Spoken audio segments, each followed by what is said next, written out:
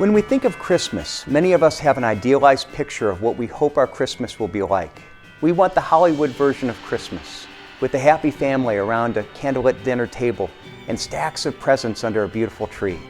Christmas is supposed to be the season of peace and of joy and love, and that's what we long for. But unfortunately, for many of us, there's a huge gap between the ideal Christmas that we desire and the real-life Christmas that we get.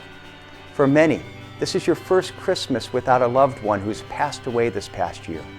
For others, what started out as a dream of a loving family filled with joy has withered into the reality of a broken family filled with conflict. Some can't afford to pay their bills, let alone to buy presents, and others are overwhelmed with difficult medical news that they've received recently.